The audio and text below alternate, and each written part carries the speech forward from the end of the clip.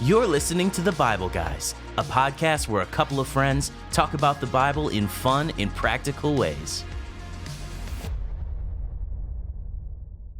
Hey everybody, welcome to Monday morning. Man, it's going to be a good Monday morning. Monday. Such a good morning. Yeah, so who loves Mondays, by the way? You know, Garfield, remember that comic strip? I hate Mondays. That's what he used to say. That's what he used to hate Mondays. I wonder if there's anybody out there that hates Mondays. And if you're listening, you know, day to day, then today would be Monday. I would just say Monday gets a bad rap. It's just as good as any other day. Is it? Well, you know, yes. Okay. I feel bad for Mondays. You know that I told my son, hey, when my son started driving, and this is honest goodness truth, I told him, I said, I feel bad for the center lane. I said, you know, there's 3 lanes going down Mound. Yes. I said, the center lane, people don't choose the center lane. They choose usually the outside lanes. I said, I feel bad for the center lane. And, you know, years later, my son brought it up and said, you know, I drive in the center lane because I feel bad for it. That's what he told me. Okay. Well, you have such a compassionate family. Yes. Family. We attach. Inanimate objects appreciate you. Yeah.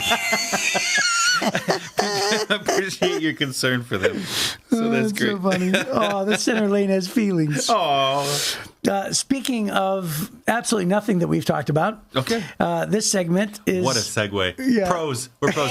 I bet our listeners can tell we're bumping up on 700 episodes now. So 500 episodes of the Bible Guys, 500 something. This is confession time. This is, by the way, something I don't think we've ever done.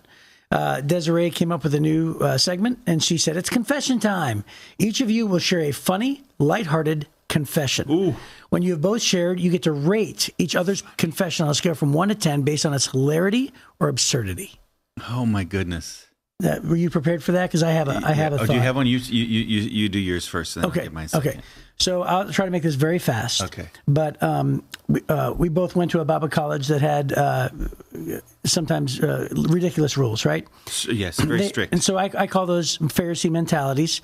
So they say, hey, because some movies are bad and some movies are really good, we'll just eliminate all movies, right? That's the sort of the Pharisee mentality, right?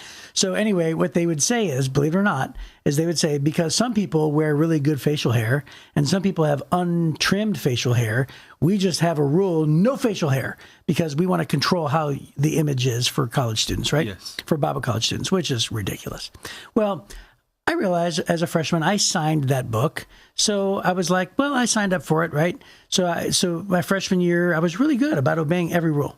And then my sophomore year comes, then my junior year comes. At the end of my junior year, I'm just so tired, right? Just tired of these crazy rules. So I went to my dean of men and the dean of men who was there, and I had probably 3, maybe 2 months left of college, and I said, hey, I need to grow a beard because, and he says, well, nobody grows a beard. There's one guy on campus, he has a medical excuse, and I says, well, I need to grow a beard. It's essential. I have to grow a beard, and you have to give me permission.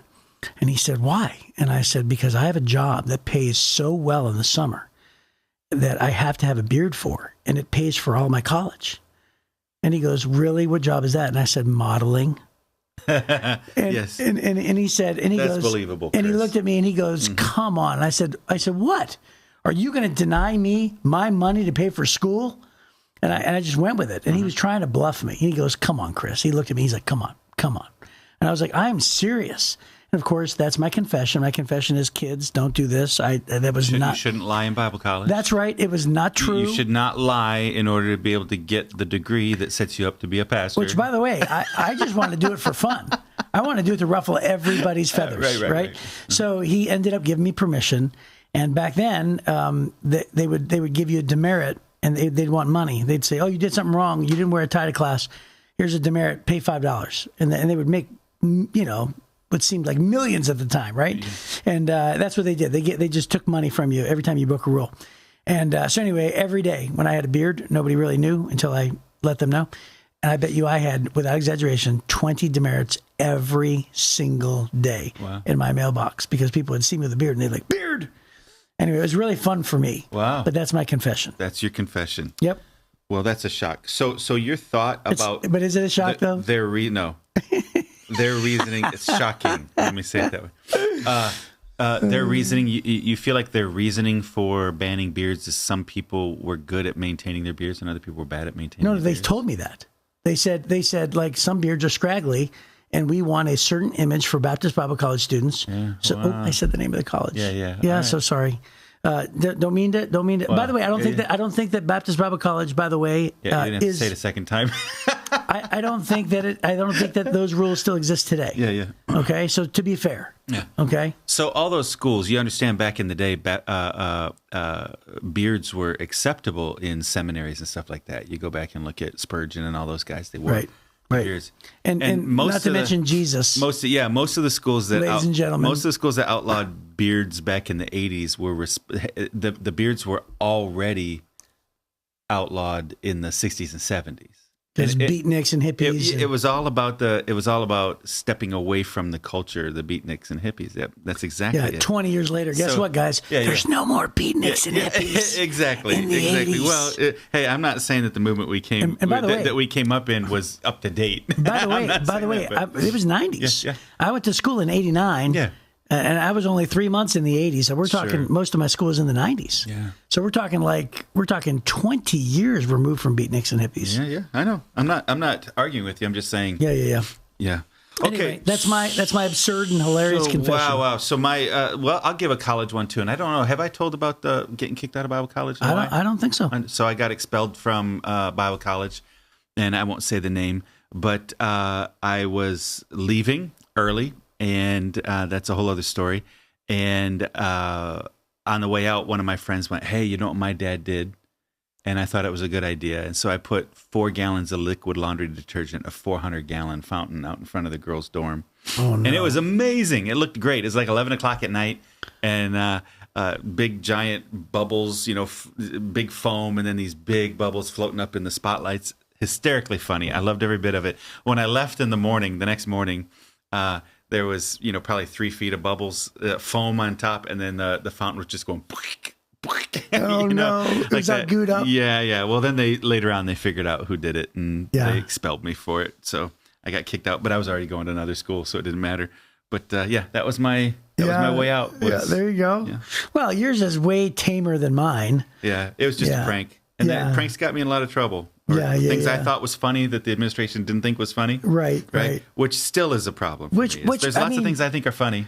Now that I say it was tame, it wasn't tame for the maintenance staff. Yeah, no, it did thousands of dollars worth of damage.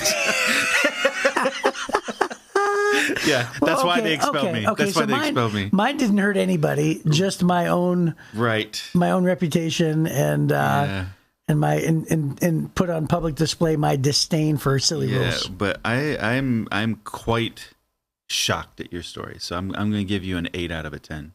Okay, and I'm going to give you an 8.1 out of 10. Winner! Yes! I pulled it up. I squeaked out a victory. because in my story, I got out of money. Yes. And in your story, you cost the school money. On the way so out. you win. Yeah. There you go. Although I lost a full ride scholarship in that moment too, so it cost me a lot. Oh wow! Yeah, I was there on a full music scholarship. I have now upgraded you to 8.2. 8.2. 8.2. Okay, good. A little bit of winning margin there. There you go. Wow. Well, that was fun. That was an interesting one. We haven't done that before. Confession time. Yes. All right. I think that's all I have to confess. The rest of my life has been nearly perfect. So if we do this segment again, I'll just have to sit in silence. Hey, Forrest Gump says, and that's all I have to say about that. All right. Okay. Well, hey, welcome. We are glad that you're with us. If this is your first time, we kind of are running in a series in the highlights of the Old Testament. And we ended up last week on Friday with a terrible story. King David had made a massive sinful mistake with Bathsheba, and the prophet Nathan had said, "Hey, listen, this is going to be something that's going to kind of haunt you, right? You're going to struggle in your family for a long time." And sure enough, as his children become adults, it just gets a little crazier, a little crazier. Well, he said your family's going to live by the sword. Yeah, and it's going to be tension and bad blood. That's correct. So Absalom is David's oldest son, and he has a sister named Tamar. One of his other sons from a different wife, living in a different household, lusted after Tamar and attacked her, molested her, raped her. and is a horrible, horrible story. Yes. We kind of talked about that. It hinged on a statement in the Bible. Amnon had a friend, right? His friend convinced him to do this horrible thing, and he did it. It was terrible. Well, Absalom is furious when he finds out, but David kind of stops the family feud for a little while. Well, then here's what it says in 2 Samuel chapter 13, verse 23. 2 years later, when Absalom's sheep were being sheared at Baal-hazor near Ephraim, Absalom invited all the king's sons to come to a feast. He went to the king and said, "My sheep shearers are now at work. Would the king and his servants please come to celebrate the occasion with me?" And the king replied, "No, my son. If we all came, we would be too much of a burden on you." Absalom pressed him, but the king would not come, though he gave Absalom his blessing. "Well then," Absalom said, "if you can't come, how about sending my brother Amnon with us?" "Why Amnon?" the king asked. But Absalom kept on pressing the king until he finally agreed to let all his sons attend, including Amnon. So Absalom prepared a feast fit for a king. Absalom told his men, "Wait until Amnon gets drunk, and then at my signal, kill him. Don't be afraid. I'm the one who's given the command. Take courage and do it." So at Absalom's signal, they murdered Amnon. Then the other sons of the king jumped on their mules and fled. As they were on the way back to Jerusalem, this report reached David. "Absalom has killed all the king's sons. No one is left alive." The king got up, tore his robe, threw himself on the ground. His advisors also tore their clothes in horror and sorrow. But just then, Jonadab, the son of David's brother Shimea, arrived and said, "No, don't believe that all the king's sons have been killed. It was only Amnon. Absalom has been plotting this ever since Amnon raped his sister Tamar." "No, my lord the king, your sons aren't all dead. It was only Amnon." Meanwhile, Absalom escaped. Where am I reading to? 39. Yep. Then the watchman on the wall at Jerusalem saw a great crowd coming down the hill on the road from the west, and he ran to tell the king, "I see a crowd of people coming from the Horonaim road along the side of the hill." "Look," Jonadab told the king, there they are now. The king's sons are coming just as I said." They soon arrived, weeping and sobbing, and the king and all his servants wept bitterly with them. And David mourned many days for his son Amnon. Absalom fled to his grandfather, Talmai, son of Ammihud, the king of Geshur. He stayed there in Geshur for 3 years, and King David, now reconciled to Amnon's death, longed to be reunited with his son Absalom. Okay, well there you go. Hey, there's a part of me. I mean, obviously, getting revenge and killing, not a good thing. But there's a part of me that has to give Absalom just a little bit of props as a warrior for being that patient to put into place this revenge plot. So immediately he's thinking, okay, things are heated. I want to get revenge on Amnon, but I'm going to put this plot into place for 2 years until finally, when everybody's guard is let down and everybody thinks all bygones are bygones, then here comes the revenge. Yeah. So I don't know why I said that out loud. I guess just the patience of Absalom. It's waiting, of waiting, right? I mean, it's a terrible thing. Well, it is. It's a horrible thing. I misspoke at the beginning, setting this up. Amnon, he's got a lot of sons that start with A. Amnon was David's oldest son, not Absalom. And it was important to state that because it's interesting. Absalom is filled with hatred and anger. He went to his dad. Right. After Amnon took advantage of Tamar, Absalom goes to his dad and says, "What? This isn't okay." And when King David heard about it, he was really angry. Right. But he didn't do anything. Right. And then didn't Amnon flee for a couple of years too? So, well, it was 2 years later is when he finally kills him. Right. But Absalom had every right to expect justice for his sister. Right? Anytime something like that happens, and we're not supposed to be above justice, right? Justice should be equally applied to everybody. And this was Absalom's feeling about this was, my dad, he's the king, and he's letting Amnon get away with this. Well, I think a lot about it. And while the Bible doesn't say this, Amnon being the first son of David, he's the heir. He will be king someday. He's also the oldest one, which means he's the one most aware of his dad's behaviors. Yeah. And he'd already seen his dad take what he wanted, take a woman he wanted, and essentially when he took Bathsheba, he didn't have right. How can just a woman in town consent to a king? She wasn't coming to him. He went and just took her. Right. And so here's no consent. He just takes this woman, and now Amnon does the same thing. It just happens to be his half sister. Right. But back then it wasn't illegal to marry a half sister, and so he shouldn't have done it. And Absalom's looking at, my dad refuses justice. I'm gonna have to take it into my own hands. If David had stepped up and done the right thing at first, Absalom wouldn't have done this. And then there's this whole cascading, all these stories in the next couple days are all because David abdicated his responsibility in that moment. It's so weird, though, because he's such a great king. Yeah, he's so committed to justice, but in this situation, he became passive, and perhaps it was because he saw the exact same thing in his son's life that was already established in his life. Think about this too. Amnon only knew the disgraced David, right? So, I don't mean by disgraced. Meaning Amnon was born when they were running from Saul. So. Oh no! So he was young. Yeah. So he was a boy when David was actually. running. That's right. He saw his dad at his greatest, but he saw his dad once he became a powerful king. And then just take what he wants. Took another woman. Yeah. And then live. We don't know how long, but live to where. It was long enough to where Bathsheba became queen. Right. That's right. Like his wife. Yeah. So we don't know how much time transpired there, but that whole ordeal. Oh, I guess it would have been during the pregnancy because the son died, right? So it would have been months. Yeah. So all of that happened within the pregnancy time frame. So because Nathan confronted and said the child will die. Yeah, but what we don't know is how long after that Amnon decided to attack his stepsister. Right, for sure. Because we don't know how old they were. Right. But either way though, that's worse. I was thinking it was. But yeah, you're right. Amnon was older, which means he would have witnessed his dad acting that way. Yeah, he would have witnessed his dad being a great leader. Right. And a godly man, and then he saw his dad when they didn't go out to war, when they went out to war, and he stayed home, and then he just took Bathsheba. He saw all the judgment of that, the shame of that, but then he did the same thing his dad did, only worse. And that's what happens. Those that are in leadership, what we do in moderation, our followers will do to excess. Same thing with parents and children. What we did in moderation, our children often wind up doing in excess, right? And so I'm not saying that David's choice to steal Bathsheba was in moderation, but it's different than Amnon attacking his sister. Right.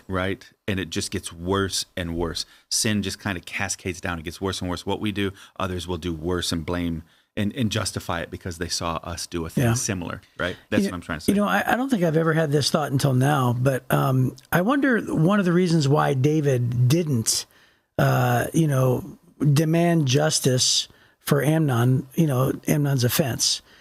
I wonder if it's because David really, truly did have such a sense of God being in control, because we know that, right? Yeah. Like David completely believes that God is in control, and that was demonstrated during the time when the baby was sick.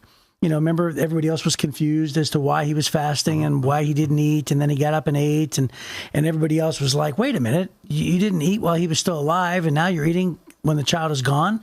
But it wasn't about the child living or being present in this world. It was all about whether God was going to change what God wanted to do, right? So he had a very strong sense of God being in control. Listen, hey, I know down here it seems like these things are happening. The baby's sick, the baby's now gone. But no, you don't understand. God's in control of all of this. David knew that. I almost wonder if the reason why he didn't demand justice on Amnon is because he realizes this is my fault. That's you know what I mean? Very likely. Like in other words, he's thinking to himself like, hey, I know this is the curse coming back on me. This is exactly what Nathan said was going to happen. And so I can't necessarily even blame Amnon as much as I could blame myself. Right. And I almost wonder if that's the reason why he didn't decide to, come down with a strong hammer on Amnon, because he realized I did this. I also think that sometimes it's easier to bring justice on things outside of our household, and sometimes we want to coddle our children and make excuses for our children's bad behavior rather than have consequences for them, right? So David literally executed people who brought him bad news. but his son rapes his stepsister, who, by the way, his son is going to be the heir apparent. So here's little Prince Fauntleroy, who can do no wrong, and his father decides, hey, I'm not going to do anything either. And he was a great military leader and like a really bad dad and husband. Yeah. He has this massive flaw in this area where he just doesn't expect his sons to do the right thing, and he doesn't bring any judgment on them. And so because of that, when you don't do the right thing, and we've talked about this with leaders, young leaders who have staff below them on our team, when you don't confront somebody who's misbehaving on a team because you're afraid that that person might get mad, just understand that decision negatively affects everybody else on the team that has to work with the person that you're protecting. Right? So you go, oh man, if I confront that person, I might lose that person. But if you don't fix their behavior, you might lose everybody else. And that's what happened here. Is sometimes the most caring thing you can do for the group is to confront the one.